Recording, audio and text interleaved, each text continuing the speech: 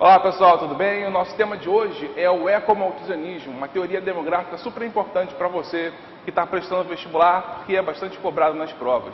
O ecomalthusianismo ele tem como ideia central a ideia de que a população mundial está crescendo e que isso vai afetar gravemente o consumo dos recursos naturais. Ou seja, se a gente tem mais gente no mundo, a gente tem mais pessoas que vão precisar consumir água, que vão precisar consumir madeira, ferro, enfim, outros recursos naturais.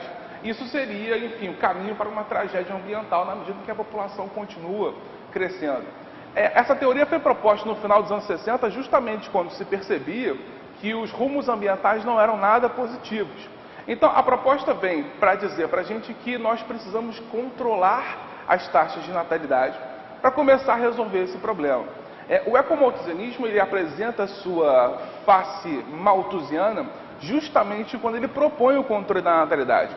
Porque essa foi a proposta feita pelo Malthus, lá ainda no século XVIII, quando ele identifica que a população cresce mais rápido do que a capacidade de produção de alimentos.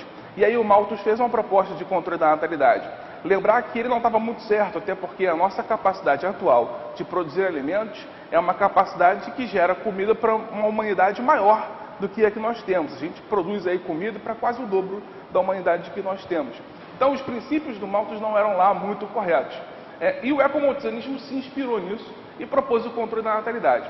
Outra proposta ecomalthusiana é de que a economia, que é ainda muito baseada numa economia de produção, portanto de consumo dos recursos naturais, ela fosse passada para uma economia de prestação de serviços. Ou seja, se a gente faz o capital girar mais pela prestação de serviços do que pela produção, a gente reduziria o consumo dos recursos naturais.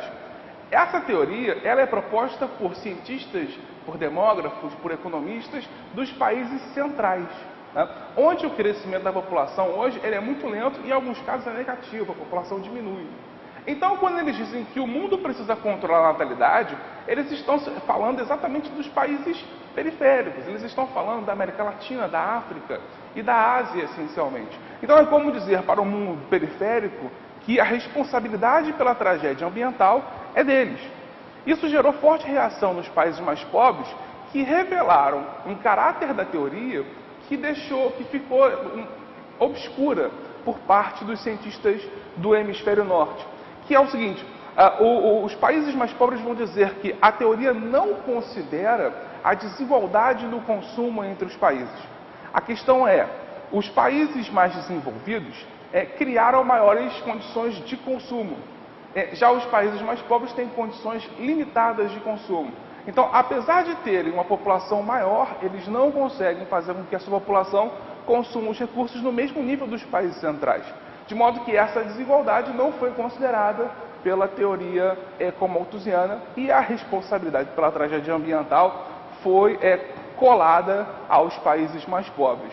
Tranquilo? Então essa perspectiva crítica deve estar sempre então acompanhando você, vestibulando, pensar na teoria assim, mas pensar nas críticas que se pode fazer a ela. Beleza? É isso, um grande abraço, até a próxima.